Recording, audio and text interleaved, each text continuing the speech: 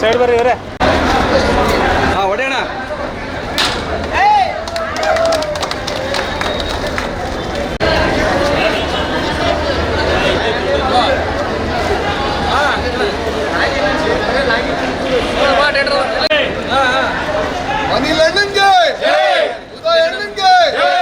ಭೀಮಾ ಚಿತ್ರ ದುನಿಯಾ ವಿಜಯ್ ಅವರು ನಿರ್ದೇಶನ ಮಾಡಿ ನಟಿಸಿರ್ತಕ್ಕಂಥ ಇದು ಎರಡನೇ ಚಿತ್ರ.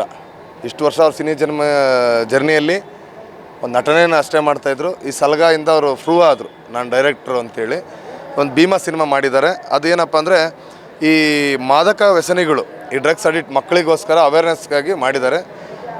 ಹಾಗಾಗಿ ಈ ಸಿನಿಮಾ ಯಶಸ್ವಿ ಆಗಲಿ.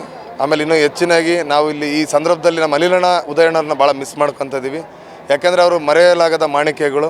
ನಮ್ಮ ಸಿನಿಮಾ ರಂಗದಲ್ಲಿ ಒಂಥರ ಒಳ್ಳೆಯ ಖಡಕ್ ವಿಲನ್ಗಳಾಗಿದ್ದರು.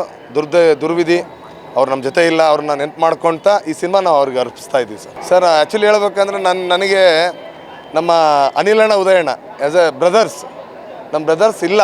ಆ ದುಃಖದಲ್ಲಿ ಅವ್ರಿಗೆ ನಾನು ನೆನಪು ಮಾಡ್ಕೊಂತ ಈ ಸಿನಿಮಾನ ಅವ್ರಿಗೆ ನಾನು ವೈಯಕ್ತಿಕವಾಗಿ ನಾನು ಅರ್ಪಿಸ್ತಾ ಇದ್ದೀನಿ. ಅಭಿಮಾನಿಯಾಗಿ ನಮ್ಮ ಅನಿಲಣ್ಣ ಉದಯಣ್ಣಗೆ ನಾನು ಅರ್ಪಿಸ್ತಾ ಇದ್ದೀನಿ ಸರ್.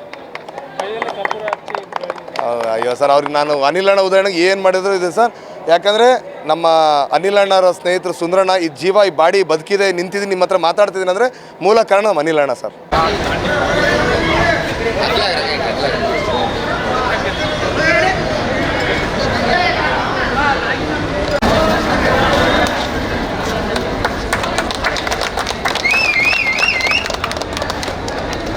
ಸೈಡ್ ಬರ್ರಿ ಇವರೇ.